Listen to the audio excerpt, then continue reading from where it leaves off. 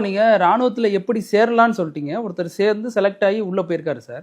போனதுக்கு அப்புறம் என்ன மாதிரியான ஒரு பயிற்சி அவர் கொடுக்க அதாவது இந்தியன் ஆர்மி ஒரு ஒரு கான்செப்டை ரொம்ப பிலீவ் பண்ணுது. The more you sweat in peace the less you bleed in war அப்படின்னம்னா, பீஸ் டயத்தில் சாதாரண டயத்தில் எவ்வளவு அளவு நீங்கள் வந்து வேர்வையை சிந்தி உழைத்து தன்னுடைய ட்ரைனிங்கை பார்த்துக்கிறீங்களோ அவ்வளவு கம்மியாக நீங்கள் வந்து வார் டயத்தில் உங்களுடைய பிளட்டுடைய லாஸ் ஆகும். இந்த வேர்வை சிந்துறது வந்து அங்கே இருக்கிற ஒவ்வொரு துளி வேர்வை சிந்துறதும் அங்கே ஒவ்வொரு துளி பிளட்டை வந்து என்னது சேவ் பண்ணுற மாதிரின்னு அர்த்தம்னு நினைக்குது. இது வந்து இந்தியன் ஆர்மியுடைய பேசிக் கான்செப்ட் ஆஃப் ட்ரைனிங். இந்த ட்ரைனிங் கான்செப்ட் படி ஒரு சோல்ஜரோ ஒரு ஆஃபீஸரோ இந்தியன் ஆர்மி உள்ளுக்கு என்ட்ரி பண்ணதுக்கப்புறம் அவனுடைய ட்ரைனிங் லைஃப் லாங் ஆகுது. எடுத்துக்காட்டா சோல்ஜர் வந்து ஃபர்ஸ்ட் வந்து அவங்க ஒரு காடர் பண்ணுவான், ரிஃப்ரெஷர் கேடர். ரிஃப்ரெஷர் கேடர்னா பழைய ட்ரைனிங் மறந்துடாமல் இருக்கிறதுக்கு 2 வருஷத்துக்கு ஒரு தடவை 3 வருஷத்துக்கு ஒரு தடவை அந்த ட்ரைனிங் கொஞ்சம் அப்படியே ரிஃப்ரெஷர் கேடர் ட்ரைனிங் பண்ணுவான்.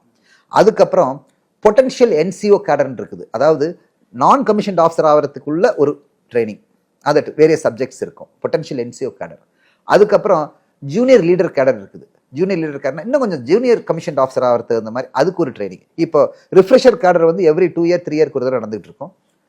அது இல்லாமல் பொட்டன்ஷியல் என்சிஓ கேடர் வந்து ஒரு 6 to 8 இயர்ல அவனுக்கு வரும். அப்போ தான் அவனோட ப்ரொமோஷன் வரும். ப்ரொமோஷனுக்கு முன்னாடி ஜூனியர் லீடர் கேடர் வந்து ஒரு 14 to 15 இயர்ஸ்ல அவனுக்கு வரும்.